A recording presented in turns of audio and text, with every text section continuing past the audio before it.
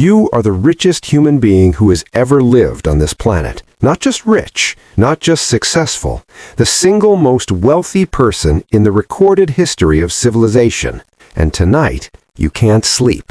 You're lying in a bed that could buy a small country, inside a house you barely visit, in a city you barely live in, and your brain will not stop. It never stops. Not at 2 a.m., not at 4 a.m., not ever. You have rockets launching into orbit, cars rewriting the auto industry, satellites blanketing the entire planet, and a social media platform used by hundreds of millions of people. You are building a city on Mars, an actual city on Mars. And still, the voice in your head says it's not enough. It was never enough. It never will be.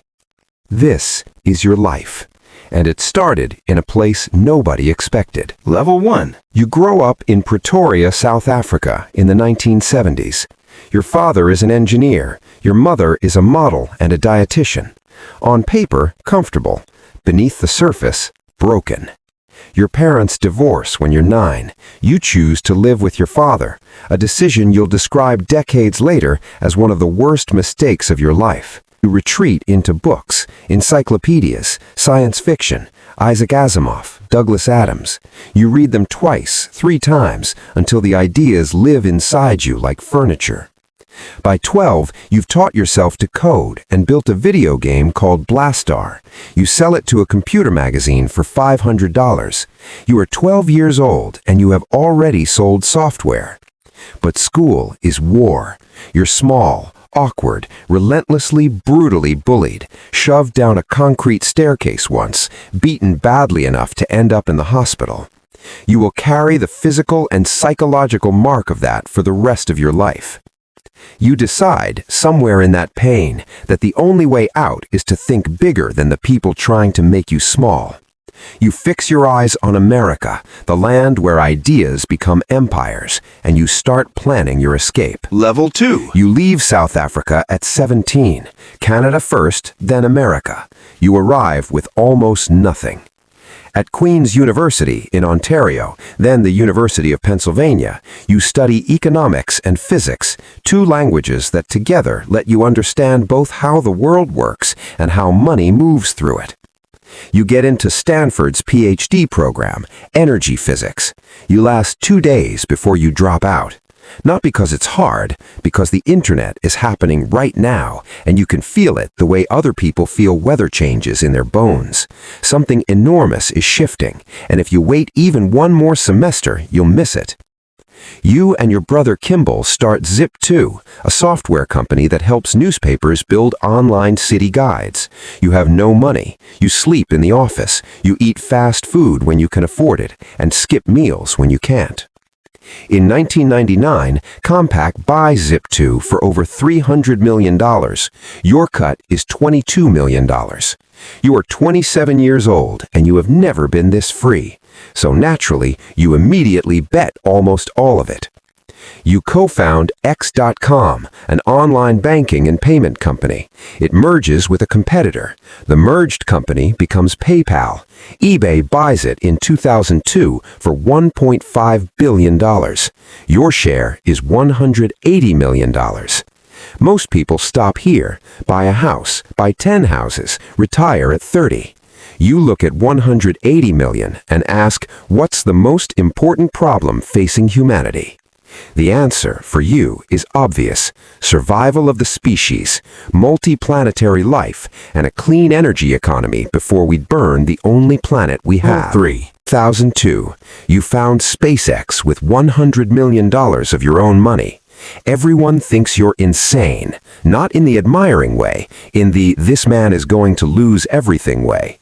Aerospace engineers laugh at you behind closed doors. Aerospace veterans give you 18 months before you go bankrupt. The first launch fails. 2006, the rocket explodes. The second launch fails. 2007, another explosion. The third launch fails. 2008, the rocket tumbles into the ocean and takes a payload with it. 3 failures. You have enough money for 1 more attempt. Meanwhile, across town at Tesla, the electric car company you've joined as chairman and then CEO, things are equally catastrophic. The Roadster is over budget, behind schedule. The board is fracturing. Your first marriage to Justine, mother of your 5 sons, has ended in divorce. You cry in an interview with journalist Ashley Vance, publicly. You tell him that you thought SpaceX and Tesla were both going to die, and you were just trying to decide which funeral to attend. The 4th launch, September 28, 2008. You watch from mission control. Everything that can go wrong has already gone wrong 3 times. This time, the engines ignite. The rocket climbs. It reaches orbit. You drop to your knees on the floor of mission control and weep. Tesla, barely alive, closes a crucial funding round on Christmas Eve 2008, the last possible day before payroll would have bounced. Level 4. The 2010s are yours. Tesla's Model S launches in 2012 and changes everything. Critics said electric cars couldn't be beautiful, couldn't be fast, couldn't be desirable. You make one that wins Car of the Year. That accelerates from 0 to 60 faster than a Ferrari. That gets better with software updates while you sleep. SpaceX does something no one has ever done. It lands its rockets back on Earth. Reusable rockets, the kind of thing that was supposed to be impossible or 50 years away. You make it look routine. You're on magazine covers. You're in movies as the inspiration for Iron Man's Tony Stark. You give speeches at NASA. You're interviewed by heads of state. But the price of all of this is invisible to almost everyone watching. You work 80, 100, 120-hour weeks. You sleep on factory floors during production crises. The Tesla Model 3 launch becomes what you'll later call production hell, a year of sleeping at the factory, personally debugging assembly line problems at 3 a.m., running on a diet of stress and ambition and sheer refusal to fail. And in interviews with a combination of pain and a strange deflection that suggests you don't fully know how to process it. You are the most successful person on Earth, and your family is fracturing around you. The pattern from Pretoria, the loneliness, the disconnection, it never left. You just built enough around it that it was hard to see. Level 5. You buy Twitter for $44 billion. You fire most of the staff within weeks, thousands of people gone overnight. You rename the company X. You reinstate banned accounts. You gut content moderation teams. You tweet constantly, at all hours, about everything, in a way that makes your advisors and investors and partners and lawyers quietly lose their minds. The world splits violently over you. Half see a free speech warrior dismantling censorship. You've become a political figure in a way you never were before. Level 6. You have said in interviews that you do not naturally experience joy.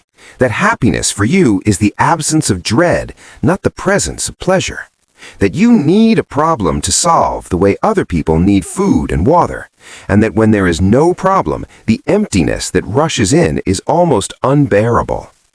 You have spoken about ketamine, about using it, prescribed, to manage what you describe as a chemical downer, a darkness that arrives and sits on your chest. The richest man in the world, lying in the dark, waiting for his brain to stop working against him. Your friends, the ones who know you well, describe someone who is fundamentally alone in a way that wealth cannot touch, who built rockets to Mars because he genuinely believes humanity needs to become multiplanetary, but also, maybe, because the idea of being somewhere else has always been appealing to someone who never fully felt at home here. You have said that your driving terror, the thing underneath all of it, is the death of human consciousness. Level 7. Right now, tonight, there are Starship rockets being tested in Texas, Tesla factories running in 3 countries, Neuralink chips inside human brains, satellites providing internet to people in war zones and remote villages, all of it simultaneously because of decisions you made. You are 60% of the way to Mars. You have promised a crewed mission before the end of this decade. The boy from Pretoria who got thrown down a staircase and decided to think bigger, he built a species-level insurance policy against extinction and called it SpaceX. But whether any of it will ever be enough to quiet the voice, Whether success at that scale changes the thing underneath, whether you'll ever lie down somewhere and feel genuinely at peace, that question nobody can answer, not even you. And maybe that's the point. Maybe the restlessness is the rocket fuel. Maybe the emptiness is what keeps the engine burning. You keep building.